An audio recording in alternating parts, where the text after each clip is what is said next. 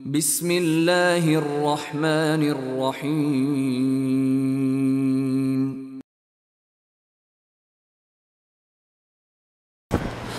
इन्नल हम्दुलिल्लाह नहमदुहु व नस्तईनुहु व नस्तगफिरुह व नु'मिनु बिही व नतवक्कलु अलैहि व नऊज़ु बिल्लाहि मिन शुरूरि अनफुसिना व मिन सय्यिआति अअमालिना मन यहदिहिल्लाहु फला मुदिल्ल लहु व मन युद्लिल फला हादिय लहु व अशहदु अन ला इलाहा इल्लल्लाहु वहदहु ला शरीक लहु व अशहदु अन्न नबिय्यना मुहम्मदन अब्दुहु व रसूलुहु अरसलहुल्लाहु बिल हक़्क़ि बशीरन व नज़ीरा। फ़अऊज़ु बिल्लाहि मिनश्शैतानिर्रजीम। या अय्युहल्लज़ीना आमनुत्तक़ुल्लाहा हक़्क़ तुक़ातिही व ला तमूतुन्ना इल्ला व अंतुम मुस्लिमून। या अय्युहन्नासुत्तक़ू रब्बकुमुल्लज़ी ख़लक़कुम मिन नफ़्सिन वाहिदह व ख़लक़ मिन्हा ज़ौजहा व बस्स मिन्हुमा रिजालन कसीरन व निसाअ वत्तक़ुल्लाहल्लज़ी तसाअलून बिही वल अर्हाम इन्नल्लाहा काना अलैकुम रक़ीबा। या अय्युहल्लज़ीना आमनुत्तक़ुल्लाहा व क़ूलू क़ौलन सदीदा युस्लिह लकुम अअमालकुम व यग़फ़िर लकुम ज़ुनूबकुम व मन युतिइल्लाह व रसूलहु फ़क़द फ़ाज़ फ़ौज़न अज़ीमा। अम्मा बअदु फ़इन्न ख़ैरल हदीस किताबुल्लाह व ख़ैरल हदी हदी मुहम्मदिन सल्लल्लाहु अलैहि वसल्लम व शर्रल उमूरि मुहदसातुहा व कुल्लु मुहदसतिन बिदअह व कुल्लु बिदअतिन ज़लालह व कुल्लु ज़लालतिन फ़िन्नार।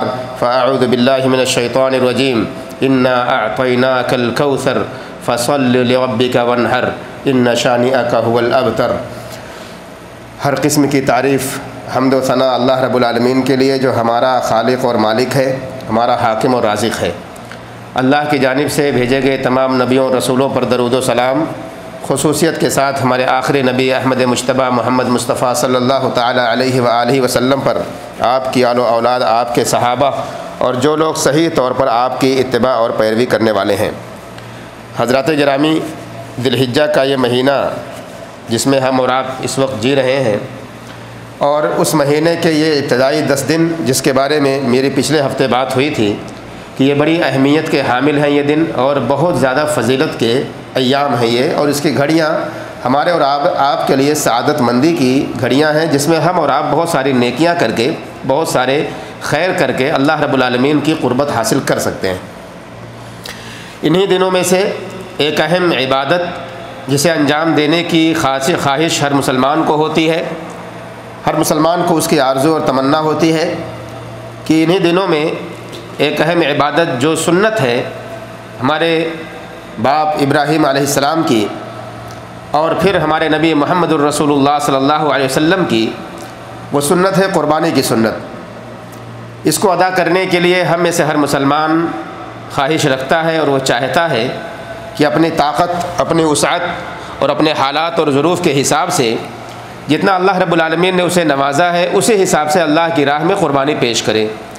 जिन्हें अल्लाह रब्बुल आलमीन ने ताकत दी है वो ऊँट की क़ुरबानी पेश करते हैं, और जिन्हें अल्लाह रब्बुल आलमीन ने उससे कम ताकत दी है वो गाय या बैल की क़ुरबानी पेश करते हैं, और अगर किसी को अल्लाह रब्बुल आलमीन ने उससे कम की ताकत दी है तो वो अल्लाह रब्बुल आलमीन की राह में दुम्बा या फिर बकरे की क़ुरबानियाँ पेश करते हैं। हर आदमी अपनी ताकत के मुताबिक, अपनी इस्तिताअत के मुताबिक अल्लाह की राह में क़ुरबानी पेश करता है। और कितने ऐसे लोग हैं हमारे मुसलमान भाई जो ख्वाहिश तो रखते हैं, चाहत तो रखते हैं, लेकिन वो कर नहीं पाते। इसकी वजह यह है क्योंकि उनके पास वो ताकत नहीं है, वो वुसअत नहीं है।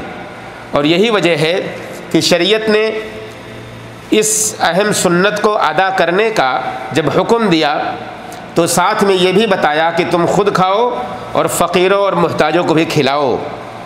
इसके पीछे वजह है, इसके पीछे वजह यह है ताकि ये ईद, जो ईद का दिन है, खुशी का दिन है, उस खुशी के दिन में कोई गमज़दा ना रहे, कोई आदमी तकलीफ़ में ना रहे कि भाई मेरे पास कुर्बानी नहीं है, मेरे घर में गोश्त नहीं बन सकता, मैं ईद को कैसे मनाऊंगा।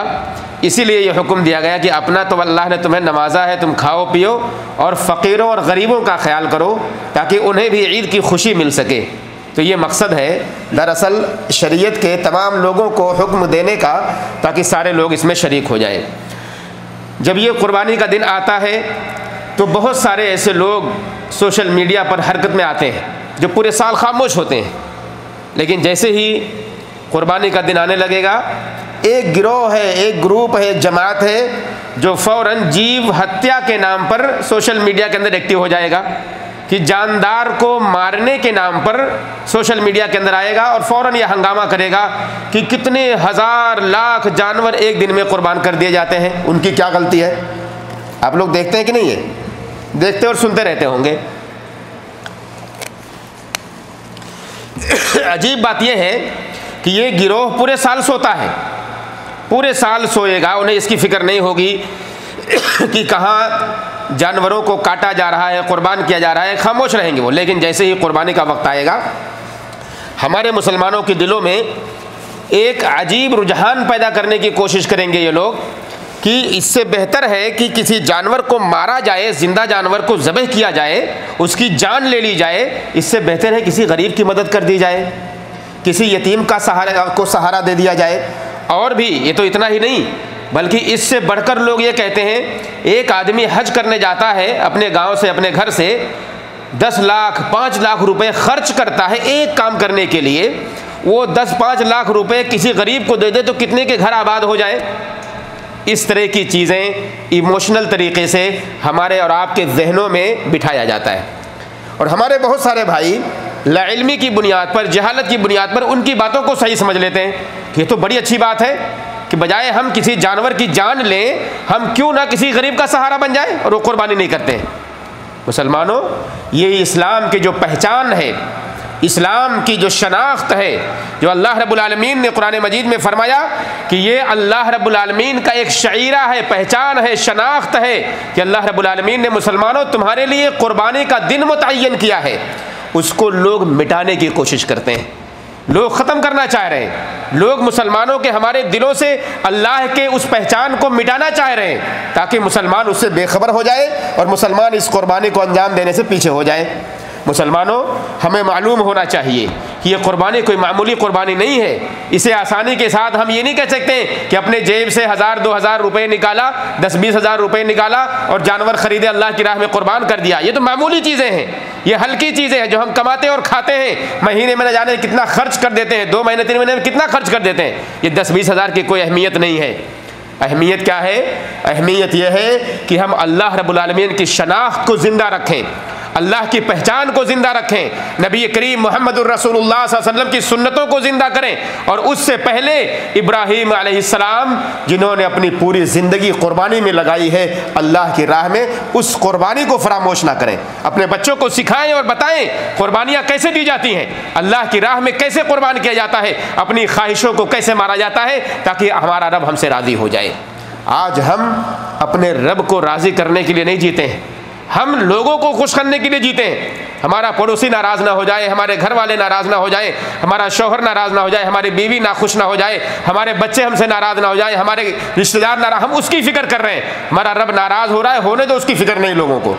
हमें यह करना है कि कुर्बानी दे करके, चाहे वो ख्वाहिशों की कुर्बानी हो, चाहे वो कैसी भी कुर्बानी हो, चाहे वो माल की कुर्बानी हो, अल्लाह रब्बुल आलमीन को राज़ी करने की कोशिश करें। आइए देखिए, सरसरी तौर पर जब हम तारीख़ का मुताला करते हैं, शरीयत इस्लामिया को जानते हैं और पढ़ते हैं, कुरान मजीद को पढ़ते हैं, तो मालूम होता है कि एक नबी अल्लाह रब्बुल आलमीन ने पैदा किया, और वो नबी इब्राहीम अलैहिस्सलाम थे कि जो एक ऐसे घर के अंदर जन्म लेते हैं जिसका पूरा माहौल ही बदला हुआ है, घर का माहौल ही मुख्तलिफ है, घर के लोग ही अजीबो गरीब अंदाज में जी रहे हैं। जीना कैसा?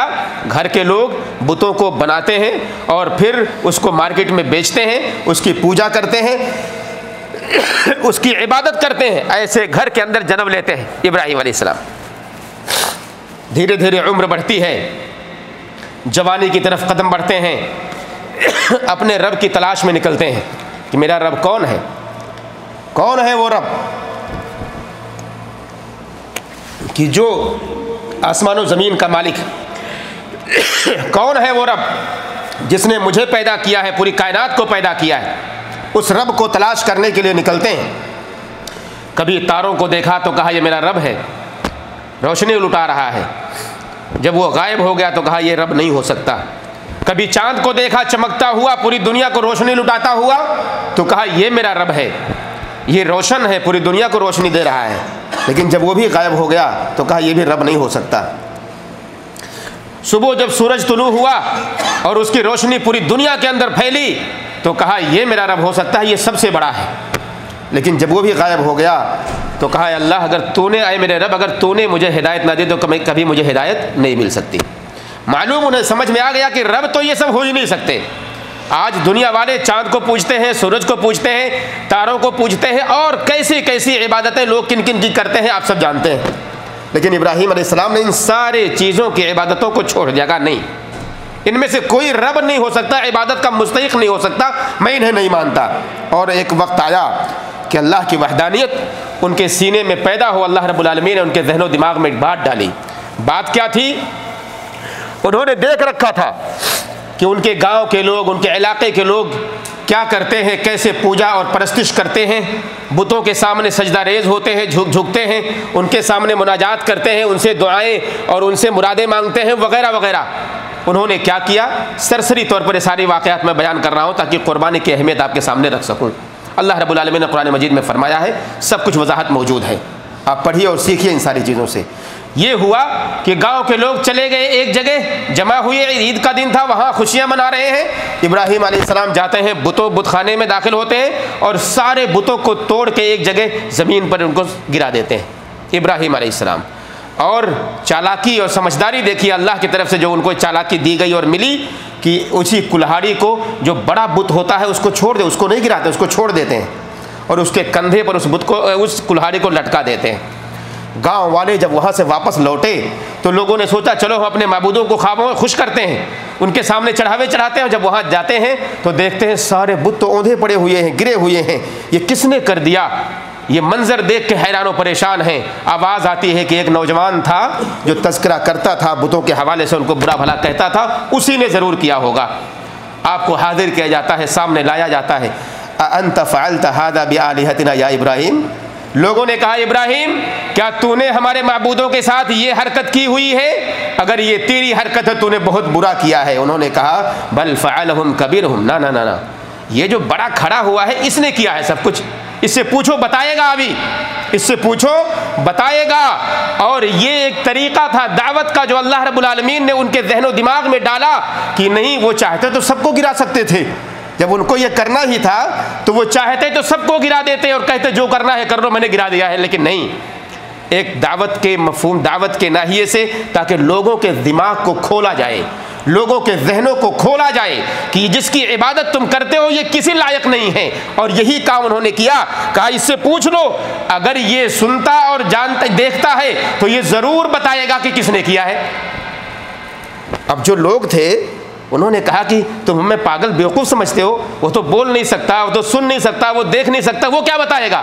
तो लोगों ने कहा, उन्होंने कहा यही तो मैं कहता हूँ, यही तो मैं कहता हूँ कि जो अपने आप का मालिक नहीं है, जो देख नहीं सकता, जो कुछ कर नहीं सकता, वो तुम्हारा क्या करेगा? लिहाजा ऐ लोगों, मैं तुम्हें अल्लाह की तरफ बुलाता हूँ, उसकी दावत देता हूँ। अपनी दावत को वहाँ पर उन्होंने पेश कर दिया। बात आगे बढ़ी, यहाँ तक कि आपको अपने शहर से निकाला गया और वक्त ऐसा भी आया कि आपको आग में डालने की तैयारी की गई और डाला भी गया। लेकिन अल्लाह रब्बुल आलमीन ने आपके लिए कहा या नारु कूनी बर्दन व सलामन अला इब्राहीम। हमने कहा ऐ आग तो इब्राहीम अलैहिस्सलाम पर ठंडी और सलामती वाली हो जा। ठंडी और सलामती दोनों चीज़ें हैं। ठंडा का मतलब सलामती ज़रूरी नहीं हो सकता, ज़रूरी नहीं हो सकता। आप देखते होंगे कि बहुत से ममालिक ऐसे हैं जहां बर्फ़बारी इतनी ज़्यादा होती है, ठंडा इतना ज़्यादा होता है कि लोग मर जाते हैं ठंडी की वजह से। होता है कि नहीं? आप देखिए हिंदुस्तान में, पाकिस्तान में भी ऐसी जगहें हैं जहां बर्फ़बारी मुसलसल होती है और उस ठंडक की वजह से लोग मर जाते हैं। तो अल्लाह रब्बुल आलमीन ने ऐसा नहीं किया कि आग को ठंडी कर दिया, बस नहीं, कहा ठंडी भी किया और सलामती के साथ ठंडा किया कि ऐसा ना हो कि ज़्यादा ठंडी हो जाए और हमारे नबी को तकलीफ़ पहुँच जाए। अल्लाह के नबी इब्राहीम अलैहिस्सलाम को अल्लाह रब्बुल आलमीन ने उससे आगे आजमाइशों में डाला। अपनी औलाद को लेकर के इस्माइल अलैहिस्सलाम एक ज़माने के बाद पैदा होते हैं, लंबी उम्र हो जाती है और वो लंबी उम्र की जहाँ से उम्मीदें इंसान की ख़त्म हो जाती हैं कि अब औलाद नहीं होने वाली, अल्लाह रब्बुल आलमीन उस उम्र में औलाद से नवाजता है। बुढ़ापे की उम्र को पहुँचे हुए हैं और बच्चा जब थोड़ा थोड़ा बड़ा होने लगता है, अल्लाह रब्बुल आलमीन का एक फ़ैसला आता है कि इब्राहीम अपनी बीवी और अपने बच्चे को लेकर अपने गाँव से, अपने शहर से हिजरत कर जाओ और फ़लाँ जगह चले जाओ और मक्का की सरज़मीन है। मक्का की सरजमीन जहाँ काबा इस वक्त बना हुआ है, वहाँ पर आप पहुँचते हैं और कहते हैं, जब वहाँ पहुँचकर कुछ देर रुकते हैं, ठहरते हैं, अल्लाह का दूसरा फरमान होता है कि इब्राहिम अब तुम यहाँ उनको छोड़कर वहाँ से रुखसत हो जाओ। बताइए, इतनी बड़ी आजमाइश में अगर किसी को डाला जाए और एक ऐसी जगह छोड़ दिया जाए कि जहाँ पर इंसान हैवान कोई भी ना हो, चरिंदो परिंद आबो गया कुछ हो ही ना पानी ना खाना ना दाना कुछ भी नहीं, ऐसी जगह पर छोड़कर कौन हम में से होगा जो अपनी औलाद को, अपनी बीवी को छोड़ने के लिए तैयार होगा? कोई भी नहीं। मगर वो नबी थे, अल्लाह का हुक्म था, उन्हें मानना था, वो आजमाइश थी, आजमाइश में खरा उतरना था, अल्लाह के हुक्म की बजा आवरी ज़रूरी थी। वो छोड़कर जाने लगते हैं। उनकी बीवी पीछे से कहती है, इब्राहिम हमें किसके सहारे यहाँ से छोड़े जा रहे हो? हमें यहाँ किसके सहारे छोड़े जा रहे हो? इब्राहिम अलैहिस्सलाम कोई जवाब नहीं देते हैं। वो बीवी कहती है, इब्राहिम क्या अल्लाह ने तुम्हें इसका हुक्म दिया है? कहते हैं हाँ, अल्लाह रब्बुल आलमीन का ये हुक्म है, इसलिए मैं तुम्हें छोड़े जा रहा हूँ। चुनांचे उस बीवी ने कहा कि अगर मेरे रब का ये हुक्म है तो अल्लाह हमें ज़ाया नहीं करेगा, और छोड़कर वहाँ से रुखसत होते हैं। वक्त गुजरता है, वो माँ तड़पती है, अपने बेटे को पानी पिलाने के लिए परेशान होती है। यहाँ वहाँ जो लोग गए हैं मक्का वो जानते होंगे, सफ़ा और मरवा की पहाड़ी है, सफ़ा एक पहाड़ी ऊंचाई, मरवा एक पहाड़ी ऊंचाई, उन दोनों के बीच में छोटा सा गड्ढा। वो माँ अपने बेटे को पानी पिलाने के लिए तड़पती है, सफ़ा की पहाड़ी पर चढ़ती है, आवाज़ देती है कोई है जो मदद कर सके, बच्चे को पानी की तलाश है, ज़रूरत है। वो माँ चढ़ती है, फिर दौड़ती है, वहाँ से फिर भागती है, मरवा की तरफ जाती है, वहाँ आवाज़ देती है, कोई सुनने वाला नहीं होता है। और ये अदा देखिए, अल्लाह रब्बुल आलमीन को ऐसी पसंद आई कि आज भी और क़यामत तक जो भी उम्रा करने जाएगा, हज करने जाएगा, सफ़ा और मरवा के बीच में वहाँ पर उसको दौड़ लगाना ज़रूरी कर दिया गया है, या दौड़ लगाना सुन्नत बना दिया गया है। ये हम सब के लिए सुन्नत है। चुनांचे अल्लाह रब्बुल आलमीन ने एक चश्मा जारी किया जहाँ से आब ज़मज़म निकलता है, और ये भी एक ऐसा मुअजिज़ा है जो दुनिया वालों ने अपनी नज़रों से देखा है। और ये मुअजिज़ा 1400 साल नहीं बल्कि कितने सालों से, हज़ार साल पहले, कितने हज़ार साल पहले ये मुअजिज़ा है और चलता आ रहा है अल्लाह के फजल करम से, और वो जारी व सारी है। बहरहाल ये यहाँ पर आजमाइश ख़त्म नहीं हुई। इब्राहीम अलैहिस्सलाम एक वक्त के बाद लौटते हैं और इब्राहीम अपने बेटे को देखते हैं, वो जवानी की तरफ धीरे धीरे बढ़ रहा है। अल्लाह की तरफ से फरमान एक फिर से आता है कि अरे इब्राहीम, ख्वाब में दिखाया जाता है। ख्वाब में क्या दिखाया जाता है कि अपने हाथों से अपने बेटे को इब्राहीम अलैहिस्सलाम ज़बह कर रहे हैं। ये ख्वाब नहीं बल्कि अल्लाह की जानिब से वही होती है। जो अंबिया इकराम ख्वाब देखते हैं वो ख्वाब नहीं होते जो रातों में देखते हैं, बल्कि अल्लाह की जानिब से वही होती है उनके लिए। जब वो ख्वाब देखते हैं, अपने बेटे को आवाज़ देते हैं कि मैंने ऐसा ऐसा ख्वाब देखा है, फंजुर मादा तरा, तुम तैयार हो जाओ इसके लिए, यानी ज़बह होने के लिए तैयार हो जाओ। और बेटा भी कौन? वो बेटा जो फरमाबरदार बेटा है, अपने बाप का कहने वाला नबी है, अल्लाह का नबी। और वो बेटा जो बाद में जाकर नबी बन रहा है, वो बेटा कहता है ऐ मेरे वालिद मोहतरम, अगर अल्लाह रब्बुल आलमीन ने आपको इसका हुक्म दिया है तो आप कर डालिए, मैं तैयार हूँ बिल्कुल।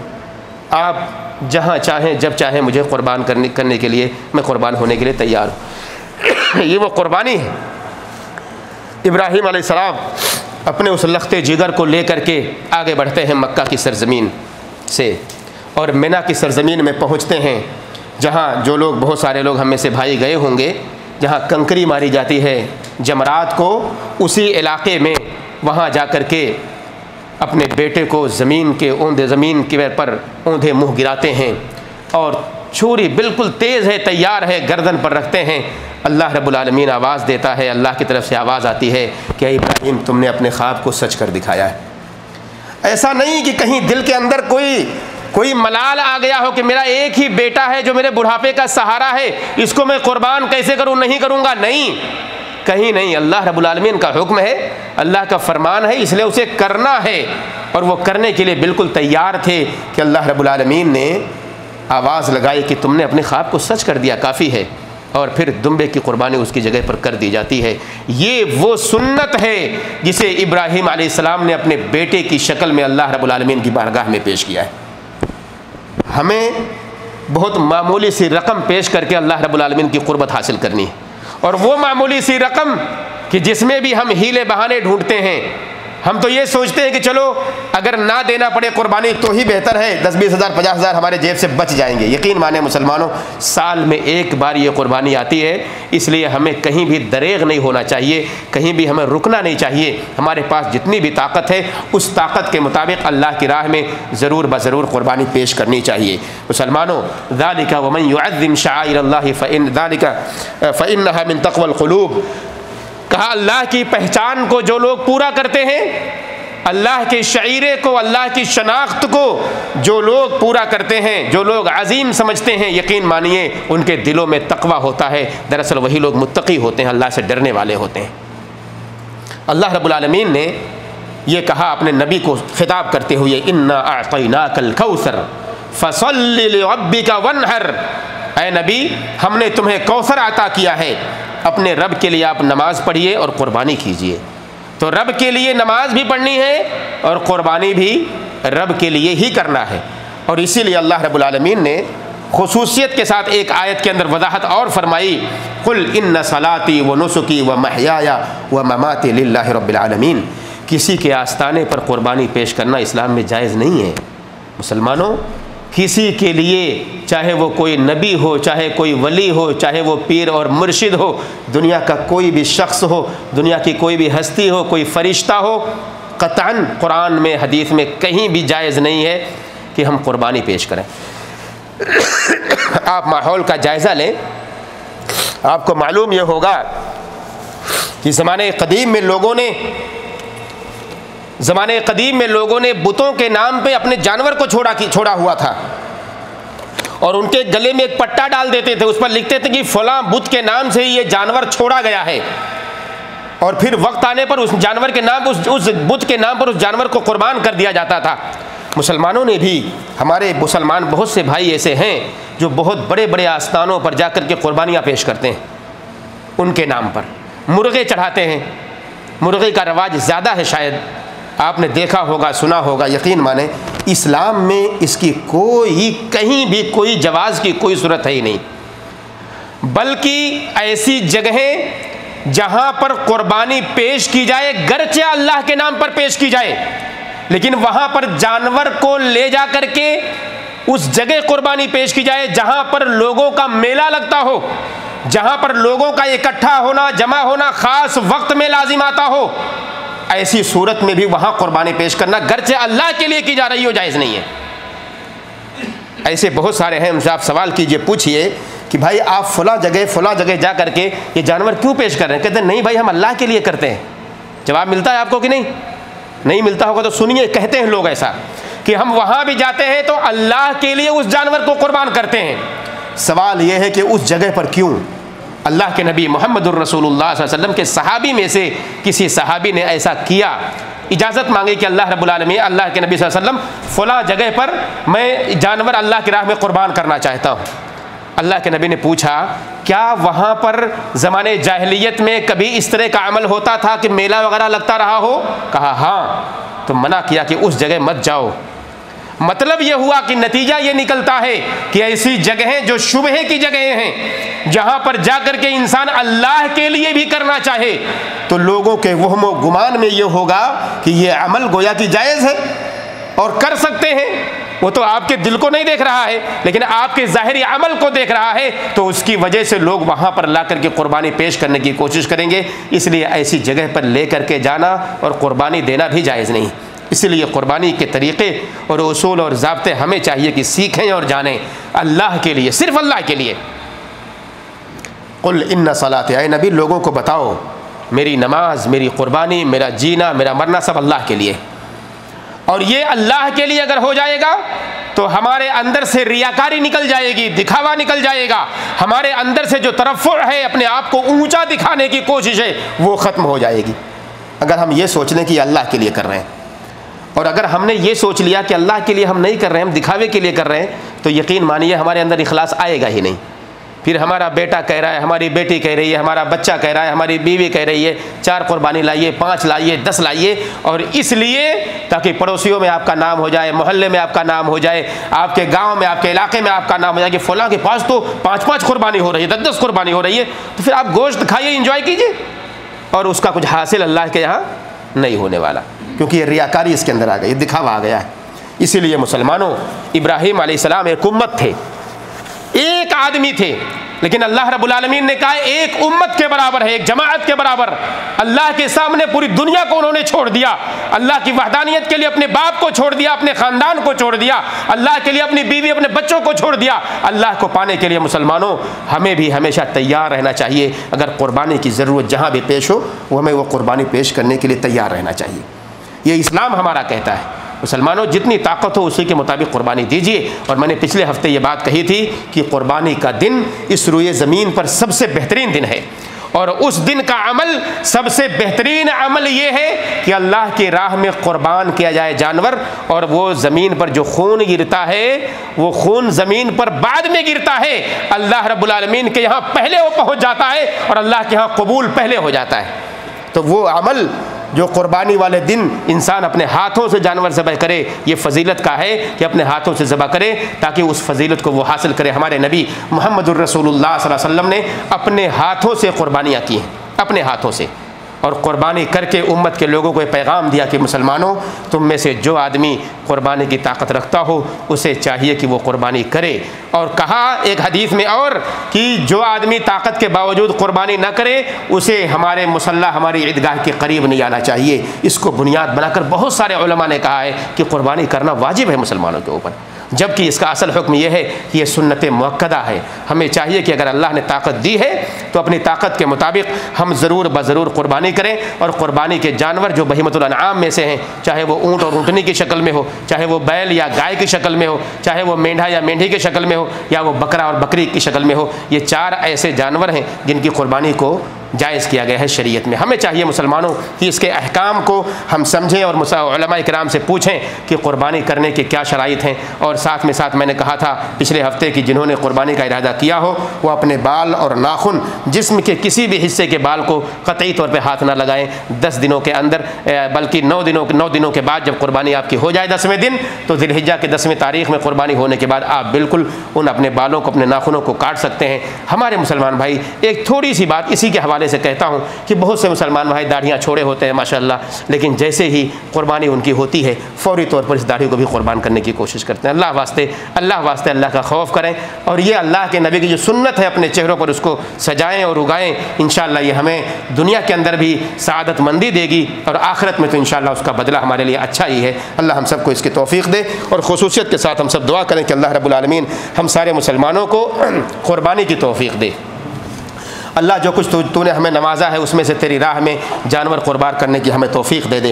अल्लाह हम जो कुछ भी तेरी राह में पेश करें अल्लाह तो उसे कबूल फरमा ले। सारे मुसलमानों को इसकी ताकत दे और सारे मुसलमानों से कबूल फरमा ले। अय अल्लाह हम में जो मुसलमान परेशान हाल हैं उनकी परेशानी दूर फरमा दे।